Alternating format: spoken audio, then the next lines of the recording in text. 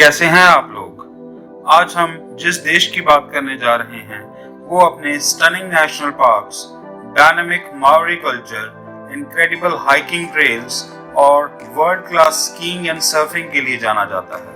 हम बात करने जा रहे हैं न्यूजीलैंड की। तो आइए शुरू करते हैं।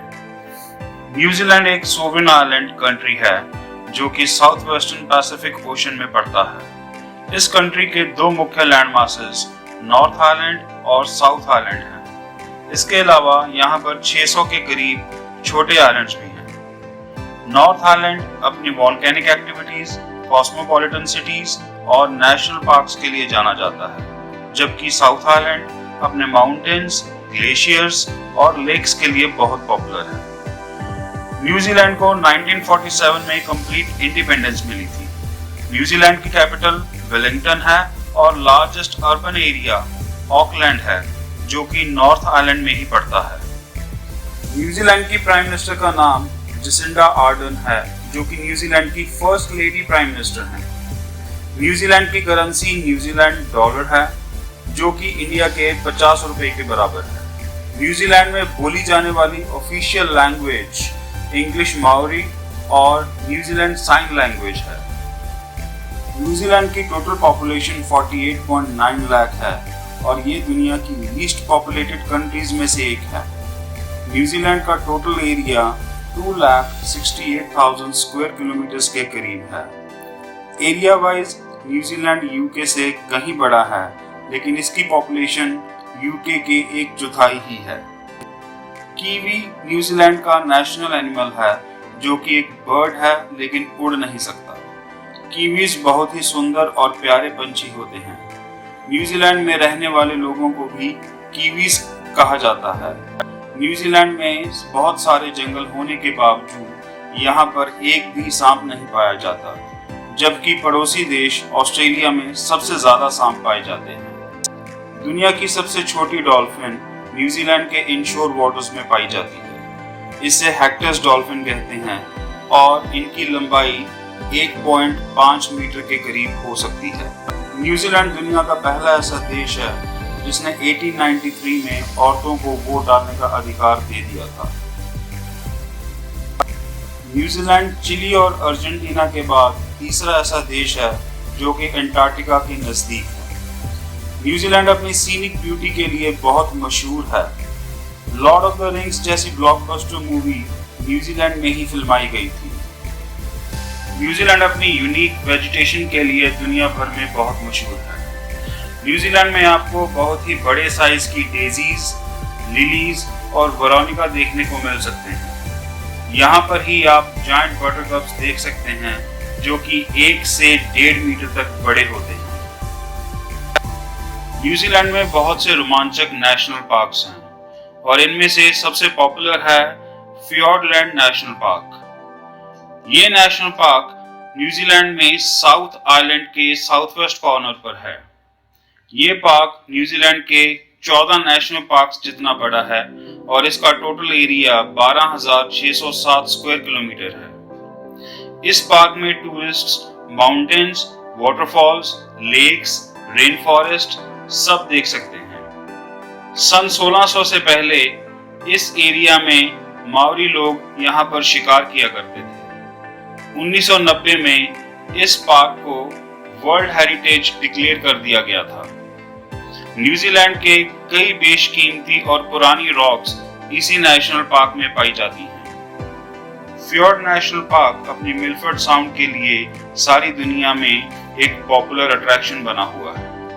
मिलफर्ड साउंड कोई साउंड नहीं, असल में ये एक फ्योर्ड है जो कि बहुत बड़ा ओशन इनलेट है। मिलफर्ड साउंड एक्चुअली पुरानी एंशिएंट ग्लेशियल आइस के इरोजन से कार्व हुई थी। यहाँ पर फ्योर्ड्स बहुत गहरे होते हैं और इनका कलर इंकी ब्लैक होता है। अब बात करते हैं बे ऑफ आइलैंड्स की। बे ऑफ आइलैंड्स न्यूजीलैंड की एक बहुत ही पॉपुलर हॉलिडे डेस्टिनेशन है, जिसमें तकरीबन 140 सब ट्रॉपिकल आइलैंड्स आते हैं और ये नॉर्थ आइलैंड में पड़ता है। इस बे में बहुत सुंदर मरीन लाइफ भी पाई जाती है, जैसे कि वेल्स, डॉल्फिन्स और पेंगुइन्स। ये बे अपनी सेलिंग के लिए टूरिस्ट्स का फेवरेट पिकनिक स्पॉट है। यहाँ पर आप बोटिंग, क्रूजिंग और फिशिंग का मजा ले सकते हैं। यहाँ के सैंडी बीचेस अट्रैक्शन का मुख्य केंद्र होते हैं। बे ऑफ आइलैंड्स में माओरी कल्चर और माओरी आर्टिफैक्ट्स भी देखने लायक हैं। बे ऑफ आइलैंड्स में टूरिस्ट यहाँ के बाइकिंग ट्रेल्स का भी मजा ले सकते हैं। ट्विन कोस्ट साइकिल ट्रेल एक 85 किलोमीटर लंबी ट्रेल है, जहाँ पर आप बाइकिंग करते हुए कंट्री साइड और पुरानी रेलवे टनल्स का व्यू एंजॉय कर सकते हैं। अब बात करते हैं ऑकलैंड की। ऑकलैंड, जिसे कि सिटी ऑफ सेल्स के नाम से भी जाना जाता है, न्यूजीलैंड की सबसे लार्जेस्ट और पॉपुलर सिटी मानी जाती है, जो कि नॉर्थ आइलैंड में पड़ती है। ऑकलैंड में आप न्यूजीलैंड की हिस्ट्री और इसके कल्चर के बारे में बहुत कुछ जान सकते हैं। ऑकलैंड डोमेन ऑकलैंड का सबसे पुराना पार्क है, जो कि 75 हेक्टेयर्स में फैला हुआ है। इसी पार्क में आपको डिफरेंट ट्रेल्स मिल सकती हैं, जैसे कि लवर्स वॉक और डोमेन विंटर गार्डन। इसी पार्क में ऑकलैंड म्यूजियम भी है, जो कि एक वॉर मेमोरियल है, जिसे 1929 में बनाया गया था। अब बात करते हैं ग्लेशियर कंट्री की। ग्लेशियर कंट्री साउथ आइलैंड के वेस्टर्न कोस्ट में है। Glacier Country Westland National Park के लिए टूरिस्ट का अट्रैक्शन पॉइंट बनी हुई है। यहाँ पर आप न्यूजीलैंड के दो फेमस ग्लेशियर्स भी देख सकते हैं, जिनका नाम है फ्रांस जोसेफ ग्लेशियर और Fox Glacier. Franz Josef Glacier एक ऐसा ग्लेशियर है जिसके ऊपर आप असल में वॉक कर सकते हैं, जिस वजह से ये टूरिस्ट में बहुत पॉपुलर है। और इसके साथ ही आप इसके हॉट पूल्स में रिलैक्स भी कर सकते हैं। ग्लेशियर कंट्री में ग्लेशियर्स के साथ साथ माउंटेन पीक्स, रेन फॉरेस्ट्स और बीचेस भी आपके हॉलिडे ट्रिप को चार चांद लगा देते हैं। अब बात करते हैं नेपियर सिटी की। नेपियर सिटी न्यूजीलैंड के नॉर्थ आइलैंड में एक कोस्टल सिटी है, जिसे कि 1931 के अर्थक्वेक के बाद दोबारा बनाया गया था।